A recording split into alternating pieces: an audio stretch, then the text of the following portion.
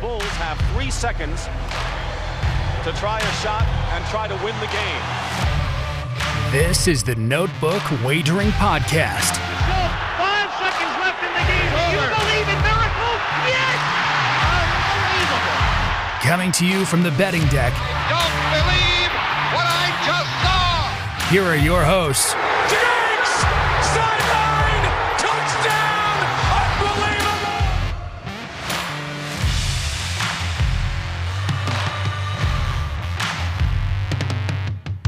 What is up? We have a full crew. It's been a couple shows.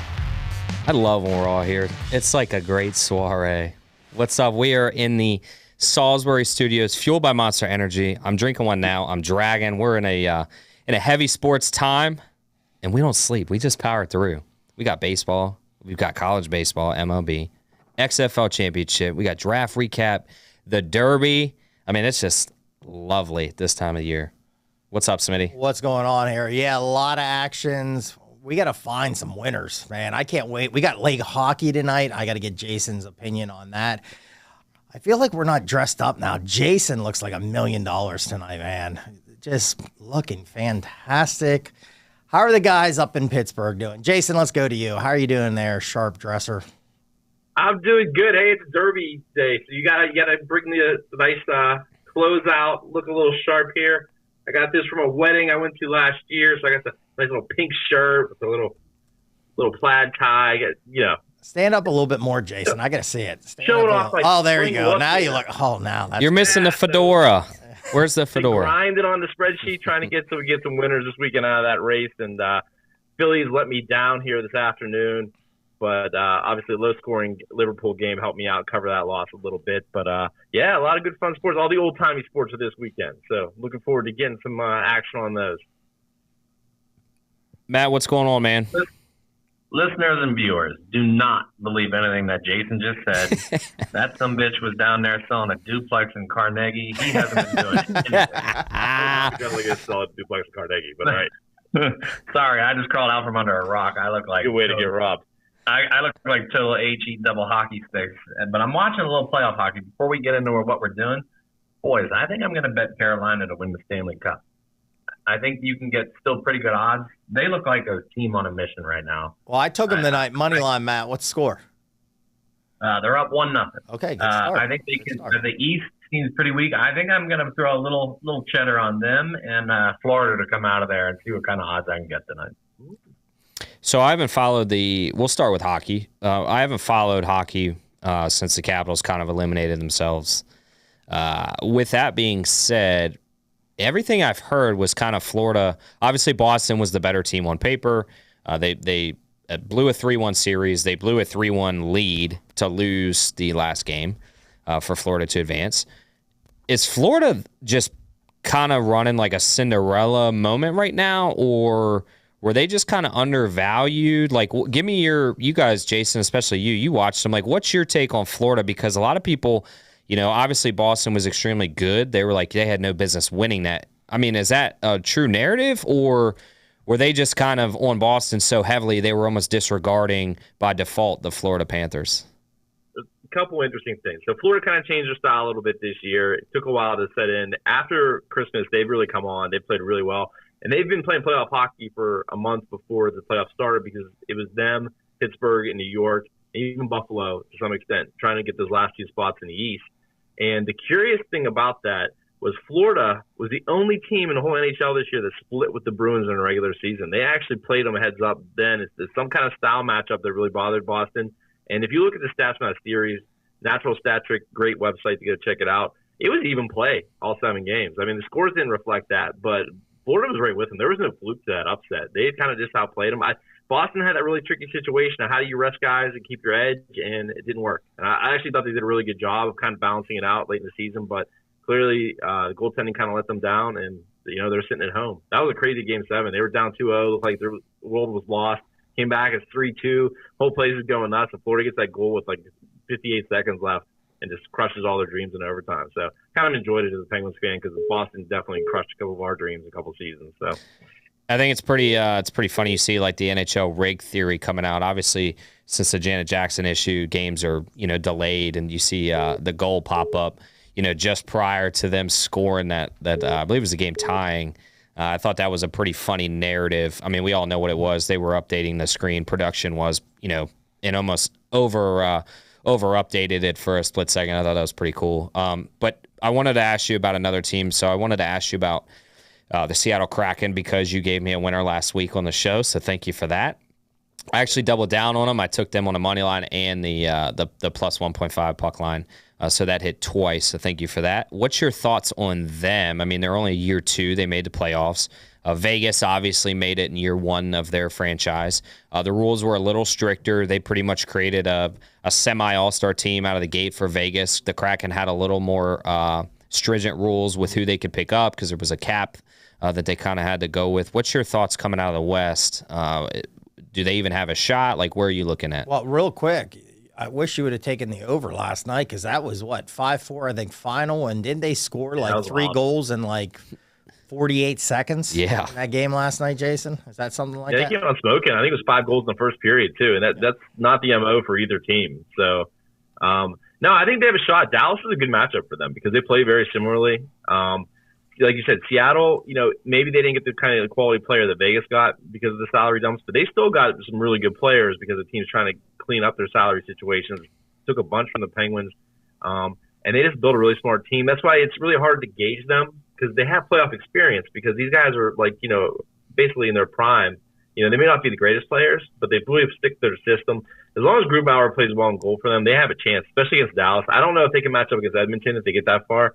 But this will be a tight series. This will not be high scoring after this. I don't think so. The next game, definitely take the under if you see it like a 6 or a 6.5 because neither of these teams really have strength in goal scoring. Matt, hey Q, can I go back to Carolina real quick? Yeah, absolutely. Florida, Yeah.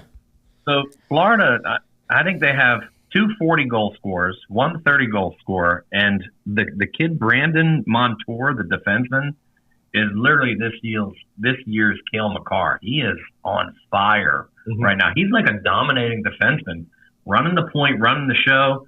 Carolina just scored against Smitty. They're up 2-0. I mean, I think it's a smart play to get a little fun money on them because they're probably they might be the best team on paper, but they're probably going to be the 3rd best betting odds out of the East right now. So it's just something to look at. I'm going to go on later after the show or even while we're doing this in a little downtime and see what we got. But, yeah, and then I watched the Kraken game last night. Yanni Gourde is their bread and butter guy, and he's killing it for them right now. So I'm actually shocked the Kraken beat the Avalanche. I thought the Avalanche would get through that. I know it's the cup hangover and everything like that, but I thought they would get through one series and then probably get beat by Edmonton somewhere along the way. I still think Edmonton comes out of the West. Now, there's a game later tonight. Let's do what we did last week. Jason kept us up until about 2 a.m. with about 3 plays. So we have Edmonton going into Las Vegas, I believe, right, Jason? So where's the lean here tonight? Because I need some late night action again. I'm leaning toward the Oilers here. I think they got out of that series. They didn't look the greatest, but they kind of figured some stuff out. And I thought Vegas didn't look all that great against Winnipeg. They kind of had a little bit of an advantage. Winnipeg ran out of guys there at the end of that series. Like, wasn't a team that scored a lot of goals to begin with, and they lost all their goal scorers. And the styles just didn't match up really well. Winnipeg could never get a grind physical game going with Vegas. Vegas just skated around them. And this Oilers Vegas, look to the over. This first game could be really fun. This could be a 7-6 one, really easy. A lot of goal scorers on both teams. Neither ones are great on defense. The goaltending for Vegas is going to be the difference in the series. The guy doesn't have the greatest pedigree. Oilers' goaltending is a little soft too, but whoever has the best goaltender performance will probably win here. I think it's going to be the Oilers. All right. I want to jump to baseball in case there's any Central Time games that you guys have. So let's jump into baseball. Smitty, why don't you start us off? Give us your thoughts. Do you have any plays that you want to get out real quick for the live listeners? Well, I did play a couple tonight. Any later games? Well, I gave out best bet. So my best bet tonight's the Baltimore Orioles against Kansas City, just because Kansas City's really bad, and Greinke's on the mound. Greinke's not, he's washed. Has not pitched very well again. Coming into the week, I have some notes here. Kansas City Was 1-12 at home. Ooh. Baltimore got down last night, came back, got the big win last night, playing extremely well right now. So I did get them this morning minus 150 on the money line. I did also tonight. I have Toronto in action right now. They're up 1-0. I did take them, and I did take this White Sox. Really bad team. Do not like the White Sox at all. Pitching is not the greatest. Bullpen is really bad. And if you saw, did you see the play the other night? That the guy hit a little dribbler back to the mound, and I mean, I could have probably crawled down to first base quicker than this guy ran down to first base. So the guy was hurt. I don't think he was. I just don't think he cared. And I think that's the whole situation there in Chicago right now with the White Sox. But I did take them tonight because Cease is coming back. He had really bad outing the last time. And sometimes I still think he's a really good arm. And I look at those guys sometimes to bounce back. So I did take a chance there. Last time I looked, it was 3-0. Yeah, 3-0 right now. So I do have that. And then I did take one more. I did take the Angels tonight against the Cardinals right now. I think the Cardinals are one of the biggest head scratchers out there. You look at their lineup, they have they have Hall of Famers. They have stars in that lineup, and they're bad. I think they're in last place in the Central there. So what's going on there? I just think there's issues. So I'm going to take a chance with the Angels there tonight. That's my plays tonight. They got Ozuna, Smitty, the Cardinals. Say it one more time. They got Ozuna, Marcell Ozuna. Oh yeah. 2-8 in their last 10. The starting pitching is not good. Yeah, I like your Angels play, but I also like the under in that with Ohtani and Mikolas going in that one. Hopefully it's like cooler weather. Ball might not jump as much tonight out there. That's 7.5. I like the under on that one. I was just getting ready to say that. Another play I'm looking at live, minus 2.5 runs for Chicago White Sox with Cecil on the mound, minus 135. Doesn't seem too bad in my opinion. I mean, obviously he's in a bounce back start. He's their ace. The Twins are on the road. I don't necessarily think the Twins' offense is explosive. I think Chicago can hit well. I think, obviously Cease gave them a lead. They should have some confidence at home. Now it's down to 115 for minus 2.5 runs. I mean, is that not worth a live bet for like $20? You got to sweat the White Sox bullpen. That's your only worries there. That's true. Yeah, you are right about that. I guess I'm getting sucked into the Cease, but the bullpens are excellent too. They'll keep them in it. And the bullpens are just brutal in a lot. But that's league wide. Because I said that, I came last week. One of my plays I gave out, I had a 6-1 lead with Texas against the Reds. Reds score 7. So what happened Monday night? I had the Yankees. Yankees are not playing well either. They had a big win yesterday. They had to come back. But 2-0, cruising the entire game. And our old bucko Clay Holmes comes in, and it just goes bad. So I'll tell you what, Aaron Boone, they better start winning, or I can see that guy out of there very, very fast there in New York. Yeah. I want to, real quick, the Twins.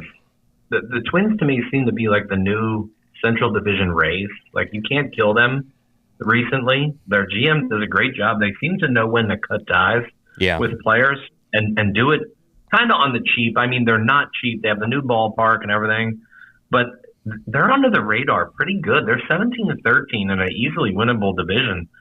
I wish I would have played a little futures on them to grab that division, but man, everybody was on Guardians out of the gate because we know the Tigers are pretty crappy. Although I have a ticket on the Tigers over win total, and I'm right on pace, so I'm not. Matty, I brought that up last week. Yeah, we talked futures last week. I said about right now looking at that division, like who else are you going to take in that? And, I had these stats Monday, 17-12 coming into Monday. The Twins, they were up by 3.5. You had Cleveland, like Matt just said.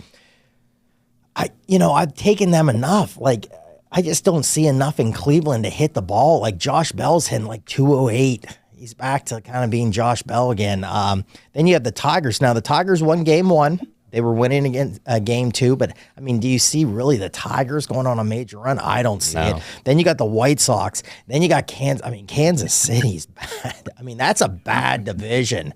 Like you said. And I don't think the Twins are this dynamite team that just can maybe win like 10 in a row. I think their offense is not the best either. They do have a couple arms, but I mean, jump on the Twins. We said that last week.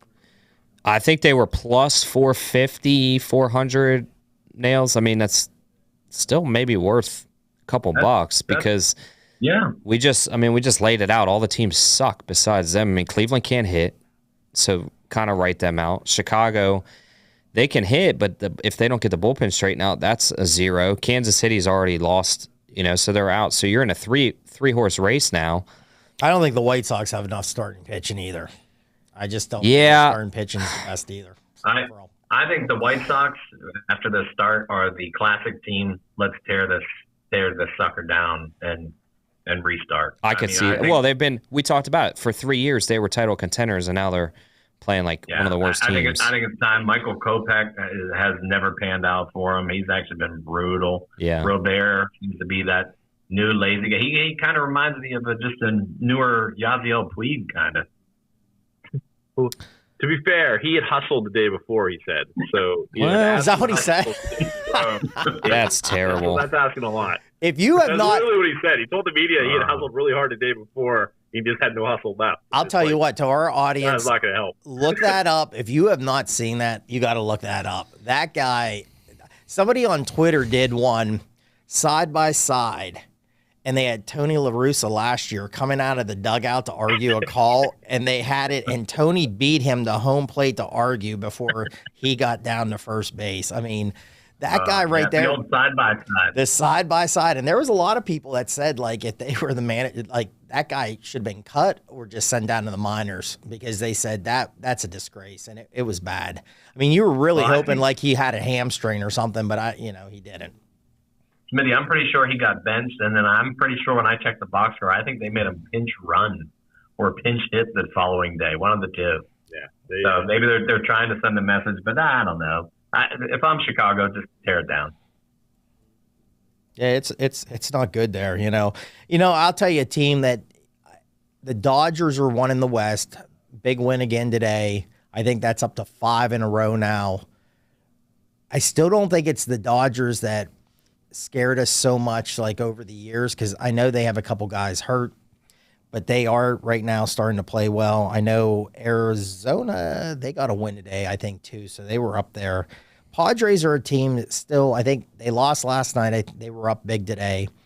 They just still haven't taken off yet. They have so much in that offense that you think they will. I mean, that West could be wild, but keep an eye on the Dodgers. They're starting to play well.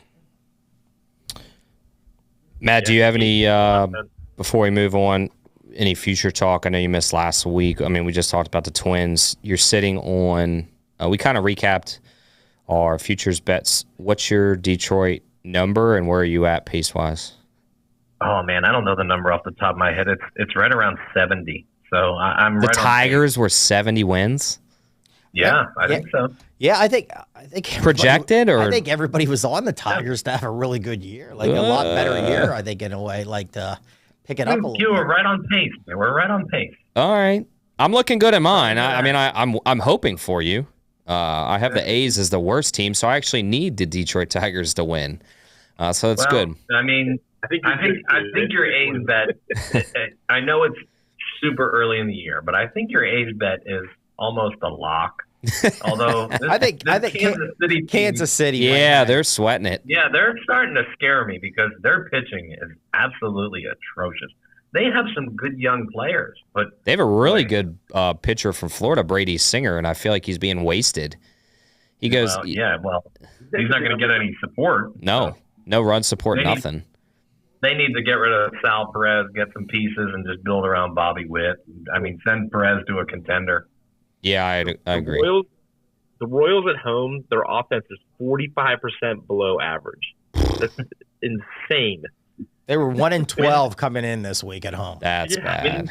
That wind must be blowing in. Maybe the jet stream will change, and you get them. It's off that highway. Righty, that's just instant money. It is amazing how bad their numbers are. I mean, you had so real quick. I had these stats down coming into the week. Kansas City 1-12 at home.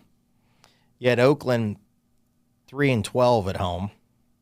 The Nats were 3-11 coming in at home. They picked up a couple wins though. Reds. They won last night. Yeah, they did. Reds were 3-10 away.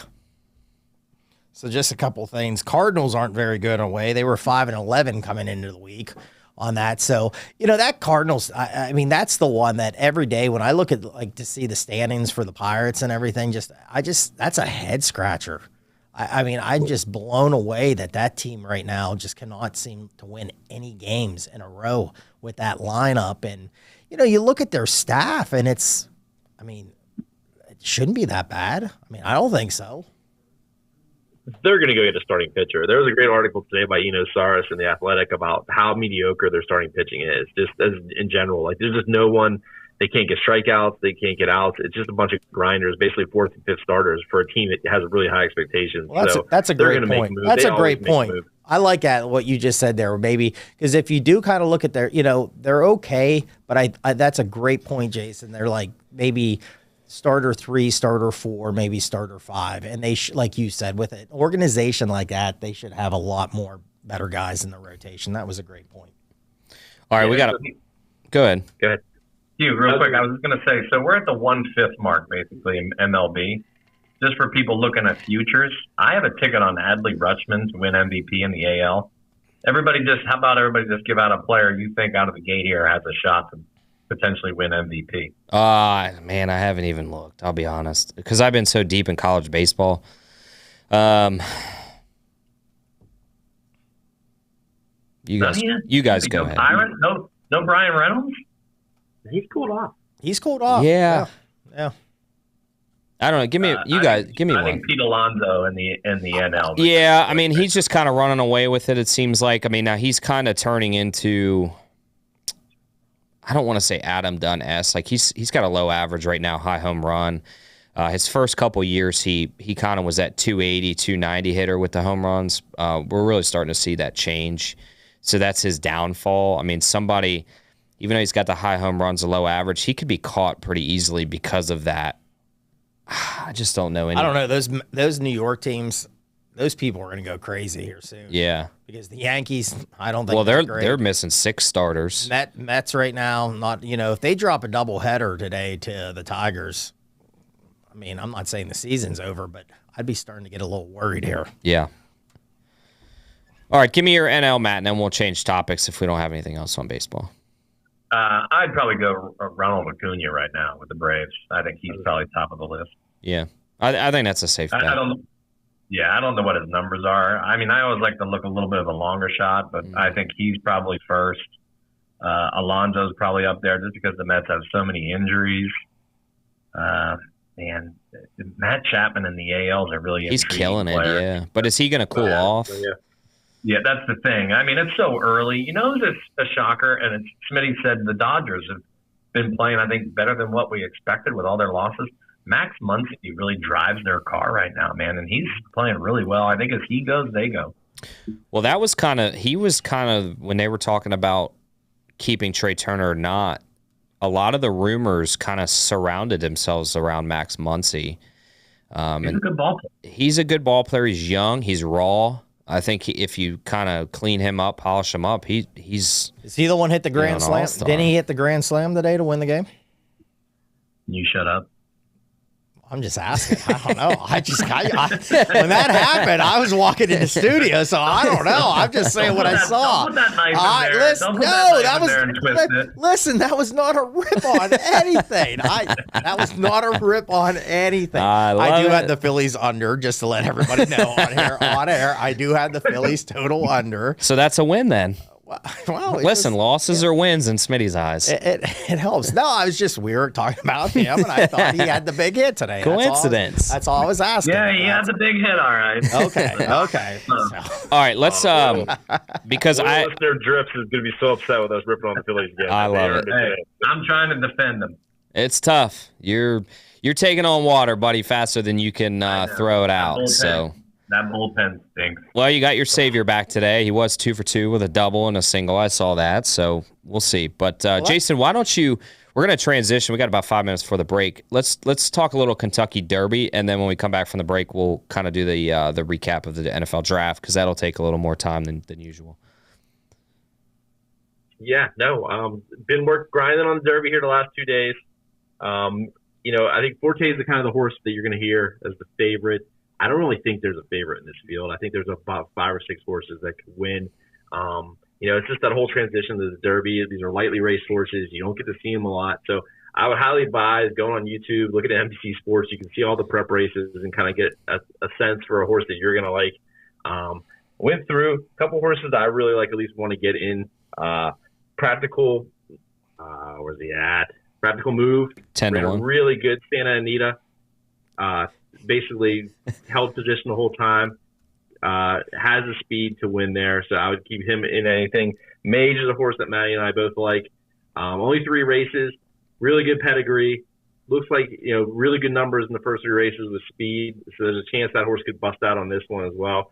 And then Tappet Trice is a horse, really good breeding.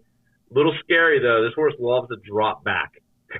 And you can't really do that in a 20-horse field. No. He's going to have some speed right in front of him. He's going to have 2 stalkers right in front of him. So his jockey, it's paramount that he keeps him clean. If he does, he can come out of nowhere and win this race. He absolutely did that last race. And you can see the speed he has, the talent he has. But like I said, a little bit of a flighty horse, gets it from his mom. She was also pretty temperamental. So I think those are the 3 names to definitely keep in mind.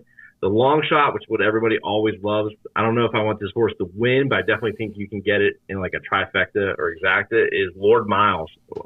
Won the Wood is a 59-1 shot. Usually I would write that horse off as that was your one day in the sun.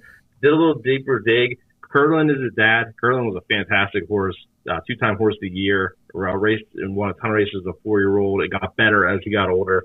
And this horse basically, if you can figure out the middle of the race, can win.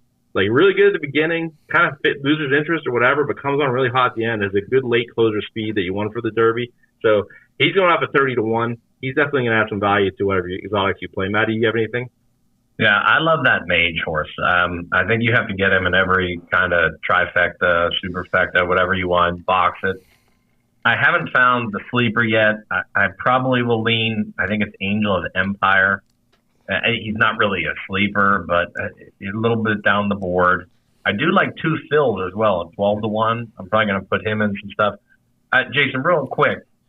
I mean, we always hear the rumors and the history on the 1 horse. Never wins. Do we immediately throw him out of everything as usual, or is that horse actually a potential long shot at 30-1? It's a good horse. I mean, It's a New York horse, though, so it's kind of lacking in speed. I always find the New York horses, that's their biggest issue, is that they usually don't have the top-end speed to hang with the California and Florida horses. This guy's kind of right in that mold of the Wood winner where he's kind of mature early, and I just don't think he has enough to get out of there. So it's not your typical, like, good horse hidden on the pull. It's a legitimate 30-1 horse. But, I don't see how he gets out of that. There is some speed to his right who might clear out some space for him, but it's like I said, it's up to Manny Franco's jockey to kind of figure out how he's going to approach it. But I don't think he has enough speed to kind of be as tactical as he has to be from that position. Is Baffert still suspended? Bob Baffert? Yes. Okay. I don't know if he's suspended, but he's not going to be there. I guess my question is can he enter a horse? Don't think he can. That's okay. Know. All right, because I was going to ask you, who is he entering through? Because I don't see Bob Baffert sitting on the sidelines playing legally by any means. There's a puppet master somewhere. 100%. I didn't know if maybe there's a leak story. We'd have to dig into his inner circle and see which one of these other owners and him are pretty tight. I mean, it's worth a look. Jason, who's the Japanese horse coming over again? What's the name? There's Derma Sotogaki. There's Derma Sotogaki. Yeah. Okay.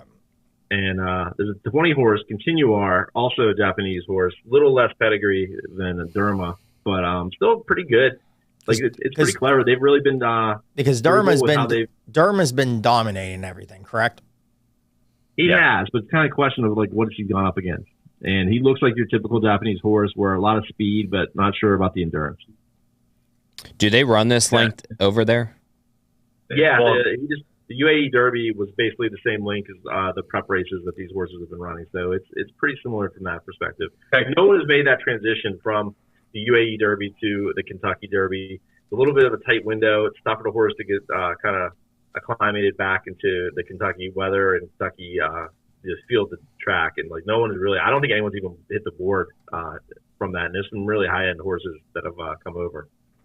Hugh, technically before the break, I believe I heard or read that none of these horses have technically ran the mile and a quarter. I think they've all gone. I think some of them gone the mile and an eighth, and that's it. So technically, probably not. They have not run this. But no one has. That's one of the tricks of the derbies. But this is the longest race they'll run at this point. Yep, that's interesting.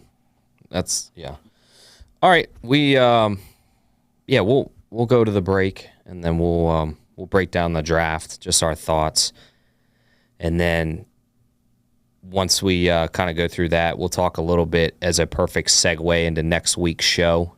We'll talk a little XFL recap. I know Smitty's a big loser. I am, but I'm not bitter. We got a couple minutes. We'll come right back. We'll come right back with Arlington in 2 weeks. We got another minute before the break, so I'm glad I didn't take that White Sox minus 2.5. It's already 3-3. Hey, can I give out something real quick? Let's throw college baseball. Let's do 2 minutes. Can I do real quick something NBA? Because I don't want to run out NBA. Do we have a second for NBA for a break? Yeah, a minute. Okay, real fast here. So I know Matt's team, big win against Boston the other night. He's a big Sixers guy, so game 2 is tonight. I did play the over 217, so just keep an eye. I just want to give the audience, just keep an eye on the over in this because, Boston's been a team that in years past, they think it's a very tough defensive team, but they're a little leaky now. Game 1 in their first, they've given up total points, 211, 225, 252, 250, 236, 248. And it was, I think, a high-scoring game, 234 in this first game against Philly. So with the Hawks and then the first game in the Philly series, a lot of points being scored there. So just keep an eye for our audience. I just wanted to get this out. I got it at over 217 tonight. Keep an eye. I think these teams are going to score a lot. So just keep an eye on the over-under and maybe take the over in this series coming up. Smitty, I hate to burst your bubble. Just because I'm a Sixers guy, the line is down to 214.5. Uh-oh. They're going to really slow it down with Embiid back. They're not going to try to make him hustle up and down the court. I hate to say it. Get it going. Get it going. Yeah. Let's go. I don't want him in major. Yeah. Hey, here's the thing. He might play a little bit, or he might be out again. Hey, if I'm a loser, I'm a loser. No, that's a great point. If he's in, I think you're right. They might slow it down. So I'm definitely in. I think they're going to try to get him 20 to 25 minutes, they said. So we'll see. Okay, I'm just saying Boston, that defense is not the old Boston defense from a year ago, man. Very leaky. They give up a lot of points, man. You're right. And Marcus, people don't know, I don't think Marcus Smart is playing tonight either, who's their best defender. That's a game changer. Yeah. All right, boys, we're going to head to a break. We'll come back with, like I said, the NFL draft recap and then a little XFL.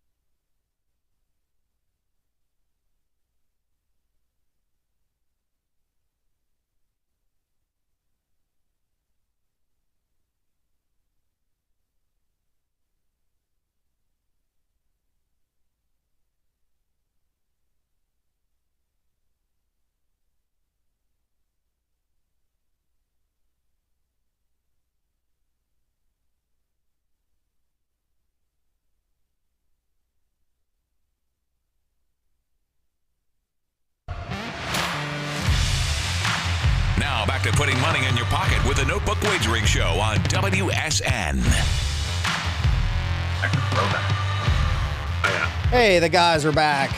Notebook Wagering. Last week was fantastic. We had the NFL draft, and that's one of the favorite things we like. I know my bets, I lost some tough ones, man. Richardson was my hardest one there, right? I had over 4.5, and he went pick 4. So that was very tough. But overall, let's discuss the draft. Who was the winners? Who were the losers? Q, what do you think about the NFL draft? Well, first thing, I think they need to shorten the picks, and I think the first pick when they open the draft should be announced. I think that's the loser. I think the fans are the losers for that. It's getting too drawn out, in my opinion. The winners. And then real quick, 10 seconds. I like that they did the UVA tribute to those 3. I thought that was very classy. I thought Goodell was very unclassy about it. Pretty much said, hey, sorry for your loss, take a picture. I didn't like that. I didn't feel like he was genuine in it, so I'll call him out for that. Outside of that, I'll tell you, man, I thought, and I'll go off of the local team, I thought the Commanders were questionable in who they picked. I thought the Steelers did really well. They're kind of the local teams. And I wasn't hateful on the Ravens either. Outside of them, the Lions probably I thought had a pretty decent draft. Because they locked Gonzalez, and then no, they got Gibbs in the first. They got Gibbs. Or Gibbs. I'm sorry, I knew it was a G. Gibbs, but they had 2 picks if I'm not mistaken. Who was their first pick? Because Gibbs was the second. They moved up to get him. No, Gibbs was first. Gibbs was first at 12. To get him. Gibbs was 12. And then they drafted the linebacker from Iowa. That's right. Yeah. I was getting them flip-flop. I thought they had a good draft. And I'll tell you, one thing I did say, I said those running backs were going to go. Now, did I think Gibbs was going to go 12? No, nobody did. No, I did not. I had him to the Bengals. I needed it late there with the Bengals there. Nobody did. I thought Detroit did okay. I kind of wanted a little bit more defense in certain spots with the Lions here. I'll go really fast here. I thought the Steelers did well, and I've been critical over the years with the Steelers. I thought they did really well. I think Jason had a good text. Finally, we have maybe a GM that's kind of into it now and maybe doing the right decisions. I thought I was very happy with the Steelers. I thought great draft. I'm excited for the season. I thought they were playing really well at the end. Can I say one thing, though? Can we get rid of these people that come on and they're trying to do a WWE like spot? Man, I was talking to Dr. Brent, and I mean, these people, it's like an influencer, a YouTuber, and then they come on there and they're trying to be Ric Flair from 1986. And it's like, all right, listen, Pat McAfee did that, and it was great a couple years ago.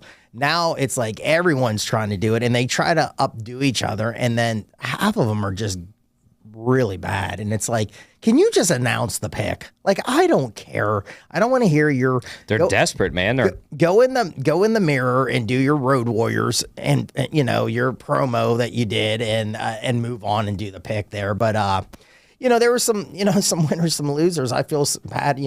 Our guy out of Kentucky, which you two called it last week and said he was going to maybe fall out of the first round. Can I interrupt real quick though on that? Is that really a drop though? Like, I think he was over hyped. I think he was actually incorrectly graded. So I think where he landed was accurate. Like, if he was fairly graded and not overhyped, he's not. This isn't a drop. This is exactly where Will Levis should have went, in my opinion. Well, I think why did he get overhyped? And 2, I don't think it's a drop. I think it was the drop where let me say maybe a rumor there that it's hard to come into it. It was on Reddit. You hear, no, there was other people, Q, that had him 3. They had him 2. They had him in their mocks going there. So it's hard. And then you see like the gambling lines, and it's like, it's him going towards maybe the first or second. And I never thought he was going to be the first pick. I personally, but the thing is, after those first so many picks, the teams they don't need a quarterback. They don't need a quarterback, so of course then he's going to drop. So I mean that happens. I wish they would. And then I'm done here. I'll let you guys go. I wish those guys would have stuck around though. I don't like how they left. I mean, if you're there, stay. I think it's a bad look. It's a show, man. I said to Dr. Brent, I think Porter Jr. was even there, and then he went home. Will went home. Stay there and do the next night. You're going to get picked. It just, to me, character-wise, it's like, okay, I'm going to go home now. Well, you're there. I'm sorry it didn't go well. Show a little, toughness. Hey, I didn't get picked. All these teams that overlooked me, now I'm going to come in and I'm going to do great. That's just my 2 thoughts on it. Cool. But if you're Will Levis, I totally understand why you went home, because you basically became like a sideshow the whole first round. He was primetime TV. Yeah. So, there's no way he was going to have the potential to do that again. That reminded me of Aaron Rodgers. Was he primetime TV or was his girlfriend Well, TV? She was nighttime TV. Pretty primetime as well. So. It reminded me of Aaron Rodgers. I remember that every pick they were going to him, and you could just see the steam building on Aaron, and it immediately reminded me of that. And you feel bad for a guy like that. Obviously he's been told one thing, and then he's dropping, and he's frustrated. He's getting calls from people. Hey, what's going on? Texts. His agent's trying to figure it out. Like, I get there. It's kind of like when John Daly, was having the withdrawals when he was playing, and they couldn't get the camera off him. We're all humans. They've got to give some amount of respect. I know it's your job to produce a good thing, but at the end of the day, like, the guy's a real live human. Give him a break a little bit. Thank you. I'm going to go different. I don't feel bad for him. I mean, he is cocky, but I do feel bad in that situation. I don't. If just get off the camera for a while. Go for a walk. True. Something's wrong. Get out of there. Go take a walk. I'm with Smitty, though. Don't leave. Brian Branch was the only guy who stuck around. I give him props. Porter did leave. He was crying on his dad's shoulder. Use this as motivation, et cetera. Blah blah. I don't feel bad. You guys got your whole life set up in front of you. You had the best food and the party thrown for you of your life. Stick around, tough it out like Branch. Hear your name called. That's what you've worked your whole life for, and then you got to reap the benefits going forward. But sure, use it as motivation. Yeah, I do feel bad for the kid. Don't get me wrong, but stick it out. You brought it upon yourself with your banana eating, peel on, and coffee drinking with the mayo. And all the type and you know what? And keep the girl in red on camera. or the other two. I mean, I would have to say, were they the sisters? I don't want to cross any lines. Well, listen, can we get her? We're going to ask her. Listen, I'm going to cross the line. I'll cross the line for a second. I don't care. I mean, his sisters were good looking. I don't know. I mean, I don't want to sound like a creepy old man here. If they were like, I mean, I think they were above age, so we can say they were good looking girls. I mean, his girlfriends, they were good looking too. So I'm just saying. Listen, get that girl on. Get her name. We're going to ask for an interview. We got a slot. Oh, they said. What up. Did they say? Her. She posted on TikTok, I think. In her dress that she was there, and I mean, she got like 1 million views. She's just as famous, if not more than him. She's probably more famous now than he is. So, all right, let's. There was one team I kind of wanted just to get your opinion. Was it worth it? So the Texans obviously take C.J. Stroud at 2. They make a major trade to move up to 3, and then take Will Anderson. Was that? Do you think Will Anderson grades out to be worth what they gave up, or was that a little too aggressive? Like, what's your thoughts there? Did they make the right move? What's your overall thoughts? Matt, we'll start with you, and then we'll go to Jason. I think technically they made the right move in their mind. I think as us being people who are going to grade and pick everything apart, I don't think they did make the right move. I don't think it's a splash. It's not a big enough splash, but it's what the new head coach wants, and he's going to get his guys. Yeah. And I mean, he start from scratch. So D'Amico Ryans is getting his quarterback, his defender, cornerstone to build on. So he doesn't have any excuses. I mean, he's got probably a 5-year deal, and he's got a long road ahead of him. But I think it's the right move. Sure, they may have given up just a little too much. They can still trade guys in the offseason here, and they could potentially be the top pick again next year, depending on how it goes. I think that's the problem is that, there's a good chance that that's a really good pick next year, and you just gave it up for a defensive end. Like, it really didn't match the value. If you were like going up to get, I don't know, second quarterback, something like that, I guess that you wouldn't do that. But I think that's the biggest question. That's a really high bust position at edge, and you just gave up a first rounder next year that could be a really good first rounder, and a third rounder next year, which could be basically like a number 2. That's just a really high price. And we watched the draft, Matty, in the casino. We had no idea what they had given up at that point for that. We just knew that they did it. I probably deserve a little more heat, but it's Texans. But I mean, I know they do have a lot of draft capital built up, but maybe they just feel like they just have too much to get through, and they're just going to put themselves in a bad cap situation before they even get good. But it did seem like a bit of an overpay, and like I said, it's a position that can really bust even Will Anderson as good as he was in college. Matty, real quick, because you're a Commanders fan too. Were you high on the first pick? No. I don't think anybody was. Because, everything. Real quick, Matty, because Gonzalez was still there, and a lot of people were higher on him. And, a lot of these shows and a lot of people have come out and said, how quick did it take for New England to get that pick in? I mean, that was like 6 seconds, and that pick was in. So go ahead, Matty. So I am super disappointed in their entire draft. I don't think they really addressed anything, period. It's kind of depressing to watch the Eagles go out and kill it. I think the Giants had a great draft. Dallas didn't do anything great. They didn't hurt themselves. But, okay, so we draft Emmanuel Forbes, who grades out well, and he's a ball hawk and this and that. But he is 166 pounds. And we were talking on text. I mean, if that guy's lined up, I'm putting my biggest wide receiver on his side every game, and I'm going to run the ball over there with a tight end and just smash over there for 5 yards of carry. I don't get it. I know they said that was their guy. I even saw a clip of Rivera calling him right away. Hey, we wanted you the whole time. I don't think they thought Christian Gonzalez would ever get there, and I think they balked. How do you not draft that guy with the pedigree who's going reportedly top 6? At one point, he was mentioned as the top overall defender to go. So I think it was just a fail. I think their whole draft was kind of ho-hum. And the other thing is they didn't get a backup quarterback out of this draft. They didn't take one late. Who's backing up Sam Howell? I was going to ask you the same question. Who are they going to go with backing him up? I mean, you let Heineke go. He chases more money. They don't have an answer. Mason Rudolph. Okay. Got it. I mean, why not draft Will Levis at that point? He's got a better arm than Mason Rudolph. Well, I think it's so. Why not trade up? Why not trade up and get Hendon Hooker at round 3? I'm not a Hendon Hooker guy. I don't know. Me either, by any means. And don't get me wrong, but you have to have a plan going in here. I don't know who they're. I'm going to look at their depth chart right now and see who their backup quarterback is. Do we think Bieniemy had any authority or influence on these picks? Can I ask, because they brought him in, and this could be the last year for Rivera.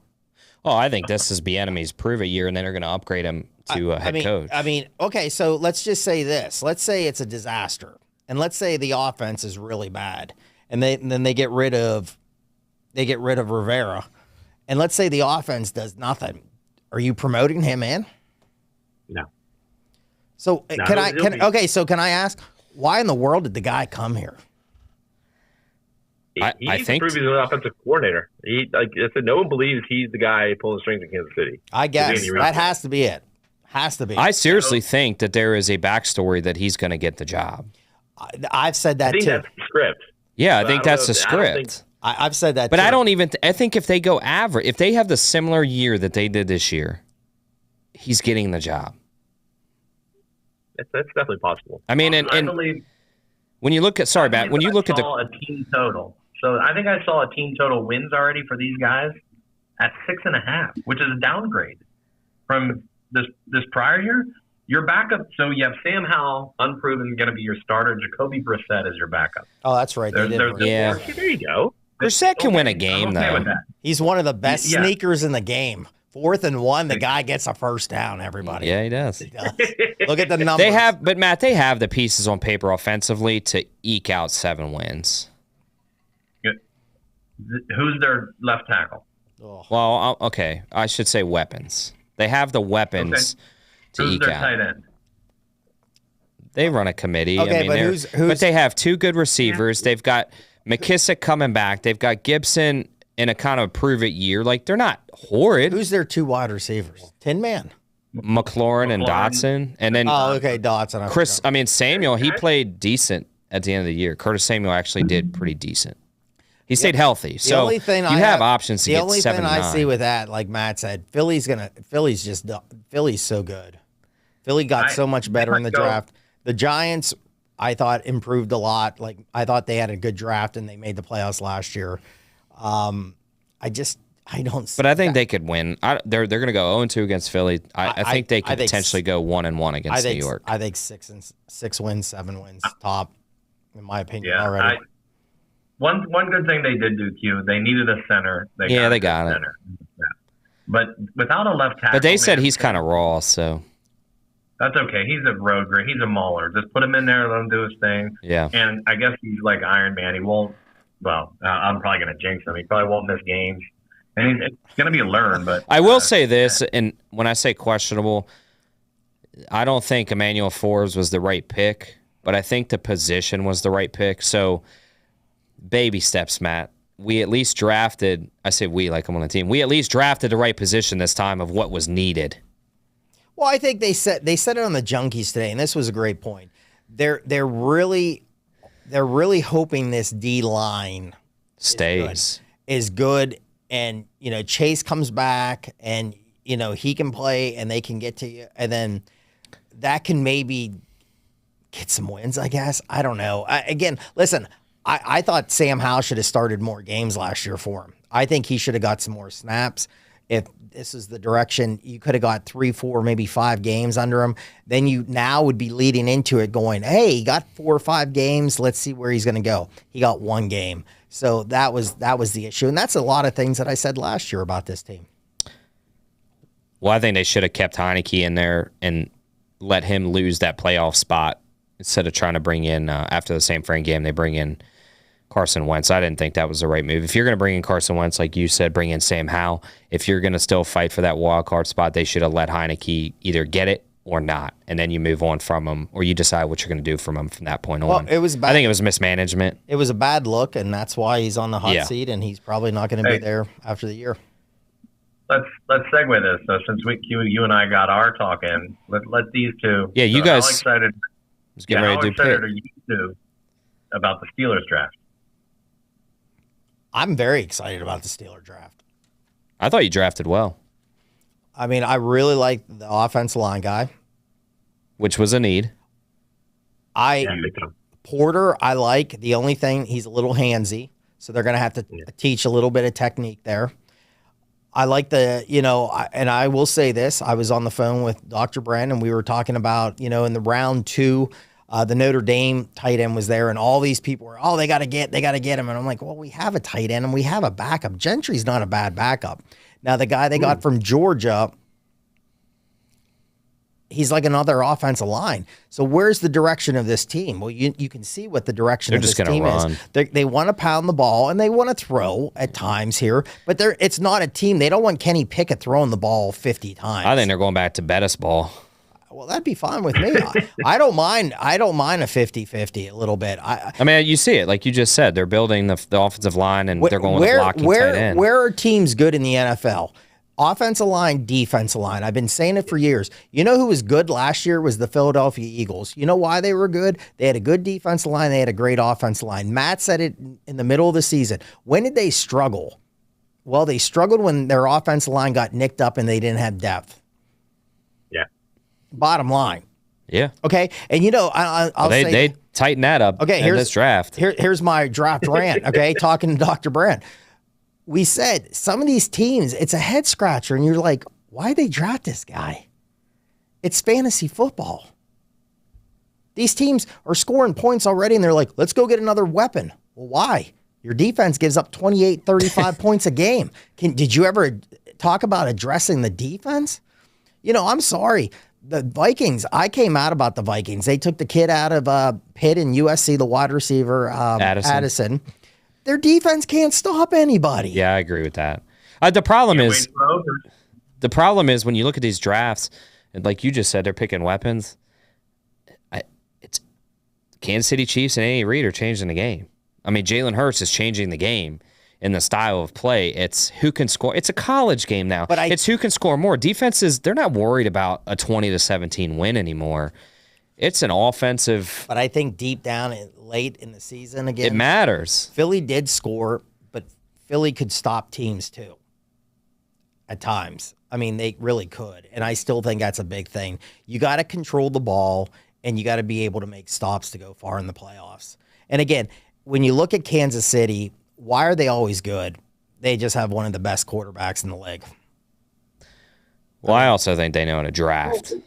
They've also rebuilt that entire offensive line after they got pummeled by Tampa Bay. Like that next offseason, it was like the first day of the offseason. They're already making moves and getting that addressed, and they dressed it really quickly. Okay, so that's what I think we saw. Meet the needs of your. But they also have good late grading in the draft. I mean, look at always they get rid of Tyreek Hill, and then they bring in this guy named Pacheco, who is incredible. Then, I mean, Travis Kelce was kicked off Cincinnati's football team, brought back on. You know, he wasn't a first-round pick, and he's an all-pro. Like, they're so good at scouting. Look for your needs, then, what Jason's more or less saying, and that's a smart organization. Then. Yeah, for sure. That's what I say. That's a smart organization. These teams that you don't think they really need like a wide receiver. You know, I'll give you. It was a team like the Colts back in the day when they had Andrew Luck, and every year they had no offensive line, and Andrew Luck was just getting beat up every year. And every draft, what did they do? Hey, let's go get a tight end. Let's go get a wide receiver. Hey, your quarterback's laying on the field, and you wanted to go. You wanted to go. Hey, we got a crystal ball. He's going to be retired here in another year. And they go, no, he's not. Well, yeah, he is. So I mean, it's just. I mean, that's my rant. That's my rant on the draft. Some of those teams. I mean, the Chiefs are a great example of that because the Chiefs started 3 rookies at corner last year in a late season game because they felt confident with the guys they had drafted. So no, there's definitely teams that handle this far better than others. The Lions got kind of ripped on for taking the guys they wanted in the first round. And, you know, they followed it up with some good picks after that. But you can they didn't want to play the value game. They said, these are the guys we want. So that's kind of an interesting perspective on it. You got to respect it. Teams, yeah. But it is interesting when you see teams that clearly have a need. And obviously they're following their board. And the wide receiver is rated way above the defensive tackle they really need. And they'll go get the wide receiver. And you kind of question, well, okay, now you have no space really in your wide receiver group, and teams are still going to gash you with the run game. Like, you know, some of these teams don't balance needs and scouting as well as others do.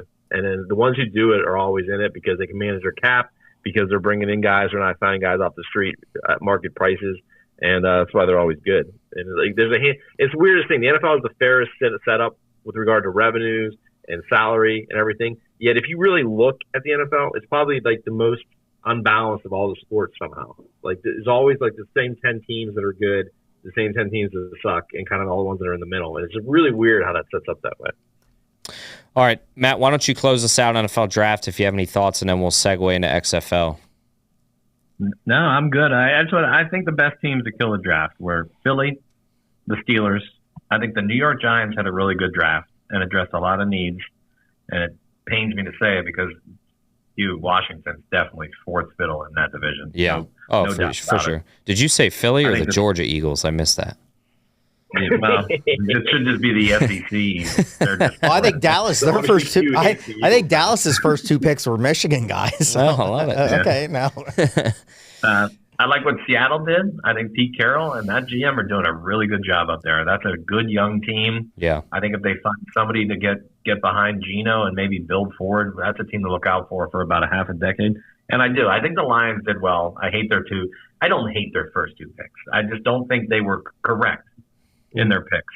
It is all it is. And I'm not going to ding them for it because I think they killed it after that. So those are my 5 winners. And my loser is undoubtedly Washington. I hate to say it. I actually think the Jets did a really piss poor job drafting this year, though, too. I don't think they helped Rodgers out at all.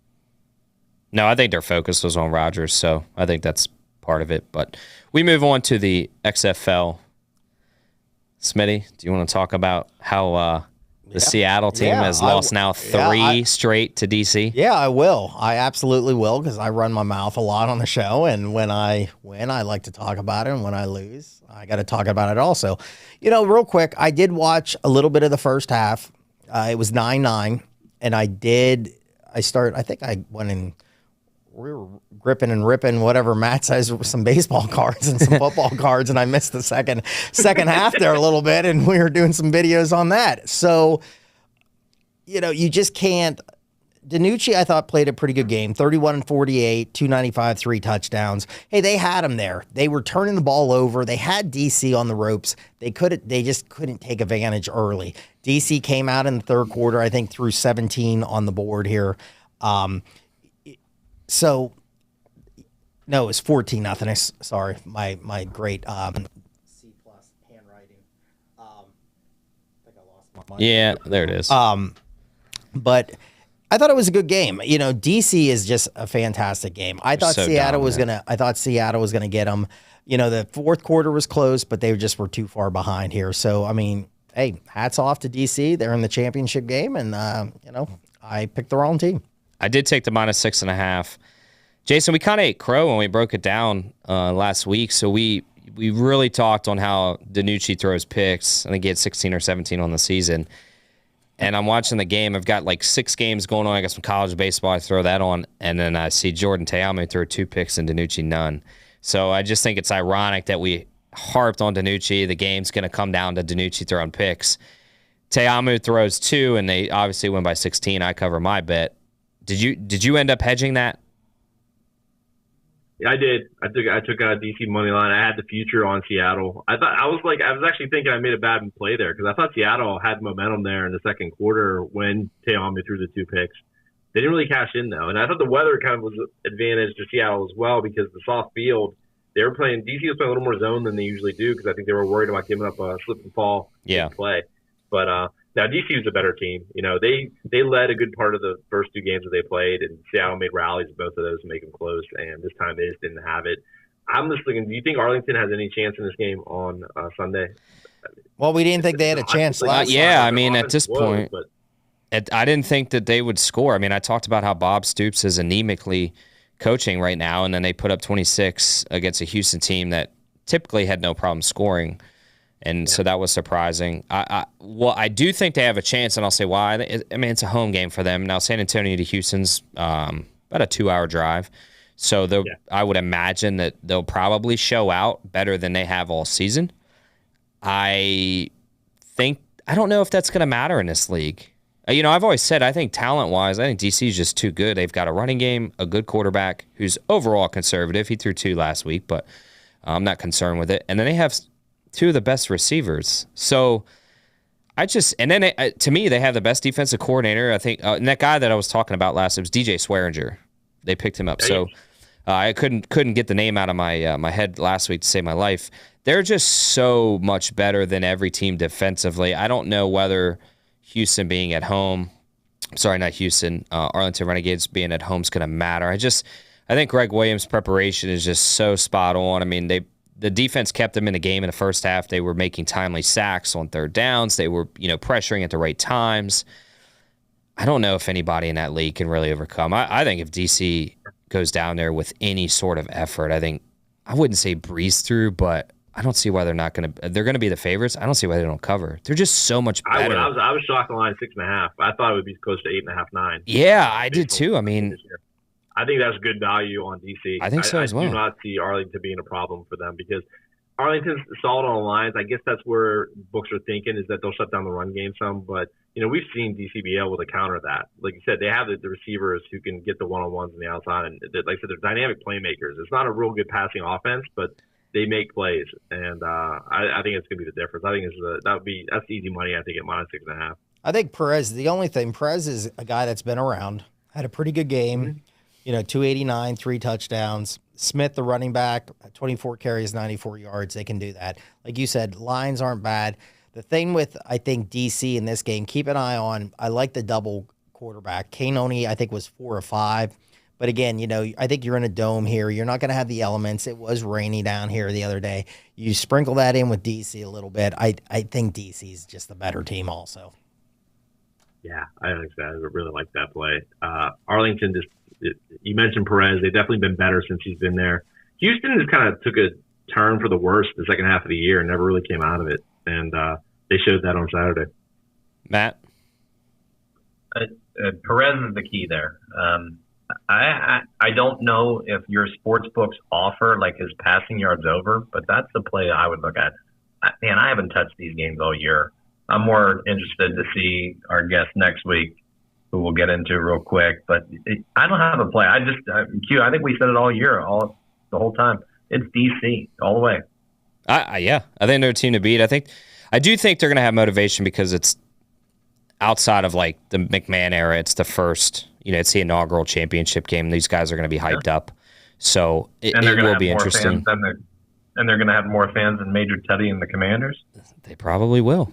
Hey, it's first time in 30 years a DC football team has played for a title, so they got something to play for. It's good for the city. It's good. I hope this league. I was telling people I really think it has a good shot to last. I don't think absolutely. I don't think the USFL starting right now has. I think that's going to fold. I just don't see how they can compete with the XFL. I thought it was very well done. I think the deal with ESPN puts them over the top. I thought the games were competitive. I thought they weren't boring. The scheduling was nice. You had a little bit of Sunday night action. You had Monday night. You had a Thursday night. To me, they balanced it out very, very well. You didn't have to worry about 16 teams, 8 teams, 10 weeks. I thought it was great. I thought it worked out. So I really hope the league works out. I think it will. I think the USFL should essentially, in my opinion, cancel. Like, it's not even worth. Save your money because I think you're going to lose money. But that brings us into next week. So we are. I don't want to officially say he's coming on, but we're looking pretty good. Bringing on the senior vice president of the XFL, Doug Whaley. So that'll be interesting. Get to talk with him. Maybe a little GM talk, kind of how he got involved with the XFL, what his role is in the XFL now. And their thoughts on the season. I mean, to me, again, I think they have to view it as a success. Maybe they have some plans going forward. Maybe we can pull out of them. But I think it'll be a great interview. It's always cool, especially to talk to somebody high of that stature, regardless of what league it is. So I think he'll bring a lot of insight, a lot of good conversation. Yeah, absolutely. And it's before championship week. Right before. So, I got some questions already lined up. All right, boys, we're getting ready to wrap up the show. I don't have anything else. Do you have any final plays or anything you want to get out for the live viewers? Any last tidbits?